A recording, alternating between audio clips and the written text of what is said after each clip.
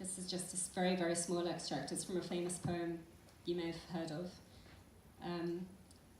My body would have died and my soul hovered by the bones that no one gathered. A ghost I'd have wandered in Yunnan, always looking for home. It indirectly cites this in two ways, in the term the homesick spirit, Bokyo-no-ki, and the character for cloud, which is, of course here it's one of two characters making up Yunnan province, but it means mountain temple in the Japanese context. Baijuyi himself was an exile, but most importantly, this citation would have brought to its readers' minds an arousal of sympathy for the Buddhist state of Muen. Muen literally means disconnected or unconnected, but specifically it refers to the spirits of the uncared-for dead, lamenting those who die in foreign lands because their bones could not be returned and they'd become spirits homesick for their homeland, which was Koyasan. Well, let's remember again the importance and popularity of Koyasan at the time, all over Japan, in fact. It was a place where bones could be buried near to the founder and in anticipation of Maitreya's arrival. And this was all over Japan. They would go around, send people around to collect bones to take back to Koyasan and bury for this purpose. So these exiles, all brilliant scholars, had already some of these exiles had already died in their places of banishment. Surely the emphasis in Takasenki on the importance of maintaining control of the teachings and transmission, and on teachings as functioning to protect the worldly realm, a well-established ideology, is related to this notion of the wandering spirit. This does not lack precedent. And Baijuyi's poem itself is referring back to an older tradition as well. There is a poem in the Chu Se called Zhao Hun, or The Summoning of the Soul. This was in an early edition of the anthology, the 2nd century BC. The editor, Wang Yi, states that Song Yu had written this poem to restore the soul of Qu Yan, who was an exile at the time. And he also says that it was written as an entreatment to the king to bring this exile back. This idea, this interpretation of the soul summoning poem is not accepted by present-day scholars, but Japanese scholarly monks, who were essentially the literati of the day in the 13th century, may very well have made the exile interpretation, or accepted that interpretation.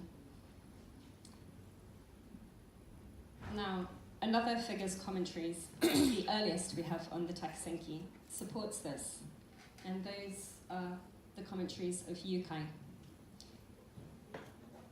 Have anybody heard of Yukai? Okay. So Yukai has been very badly painted in history. He is best known as a very ruthless cleanser of Koyasan's Buddhism, wiping out heretical teachings as he interpreted them.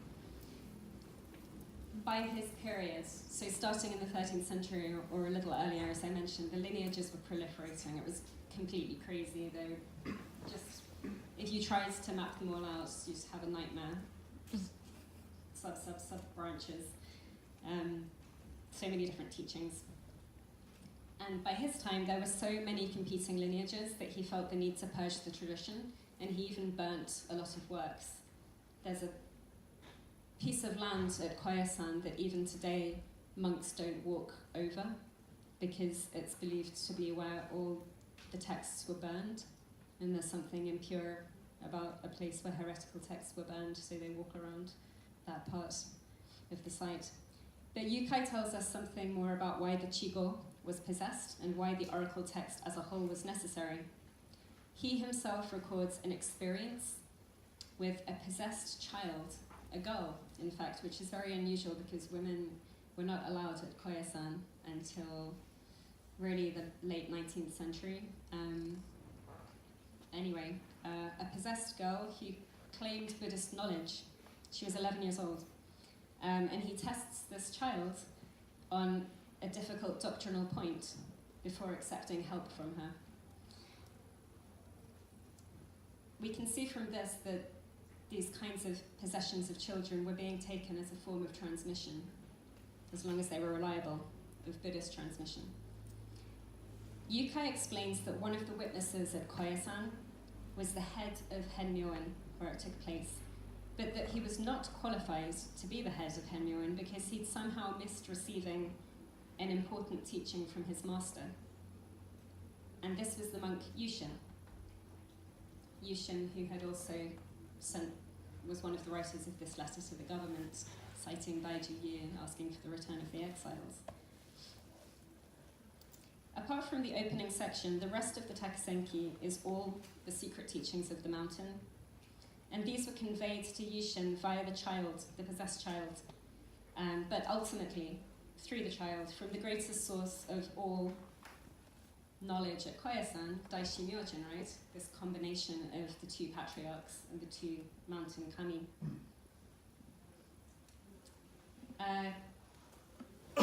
This is a very early, there's very little evidence of Daishi Myojin, as I said. There's no iconography. Again, this is from the 13th century. It says Namu Daishi Myojin, something like praise Daishi Myojin. That was found relatively recently, these woven images. So we find a little bit there. But we find it with Yukai. This is a text by Yukai, which starts off again with an invocation of Daishi Myojin. So Yukai is the earliest to talk about the Takusenki, and he's asked about it by his student. He's asked to explain what happened and why it happened. And he explains, as I've mentioned, there was a head of this temple.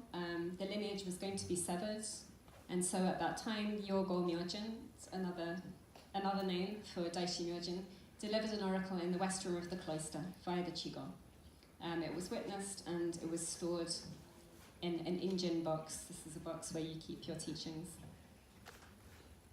And I won't read the whole thing out, but he gives a line of monks in a certain lineage, and then gets to Yushin and says it was about to be severed here. He also says, it was said that there was no resident caretaker at this temple. At the answer that the caretaker was Yushin, it was said by the gods that one should be called a juji, or a caretaker, or like the head of the temple or the cloister, as a result of having received the branch transmissions, and this was not so. Accordingly, Yushin received these and called them the oracle teachings.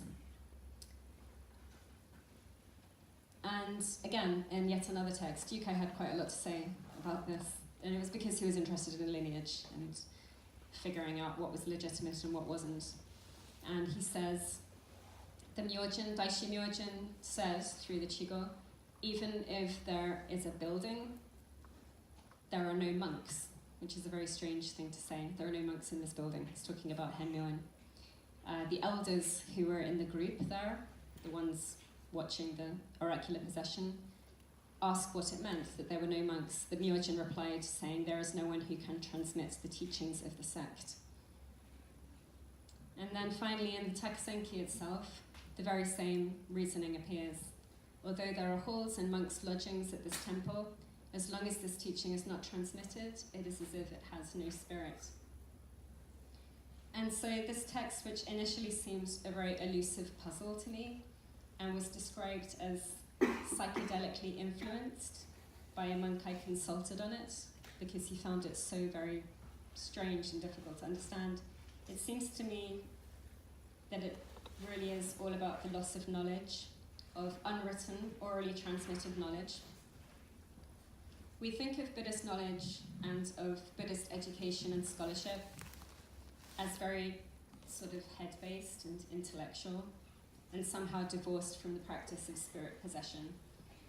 Yet, until the concentrated effort to commit the teachings to compendiums or to collect together disparate kirigami, these little strips of paper, they were just collected together and put into books that were then treasured by the lineages.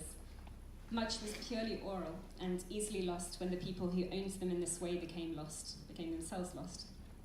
For the Koyasan monks of the 13th century, the spirits of ancient Chinese exiles were the equivalents of the secret teaching possessed by their Buddhist monks in exile, left to wander, to corrupt and be corrupted, to confuse. Lineages brought back into line by figures like Yukai, and via special powers of possession for Yushin, were buttressed.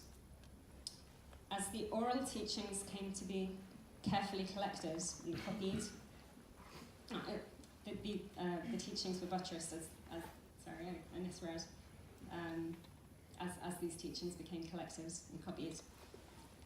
A textual culture in Japanese esoteric Buddhism became well established, and the vulnerable and banishable body became the book. Today, the Chuin Ryu, who won in this horrible conflict, headed by Rohan, it's the mainstream today. And the stability of the monastic institution was very well evidenced in a remark made by a priest to me when I asked him if there were any oracles today, any takusan. And he said, yes, of course. I was really surprised because I couldn't imagine that there could be possessions and oracles. So I prompted him to explain, and he said, yes, but not with gods, because now we have priestly council meetings. But for him, an oracle just simply meant a rule and teaching.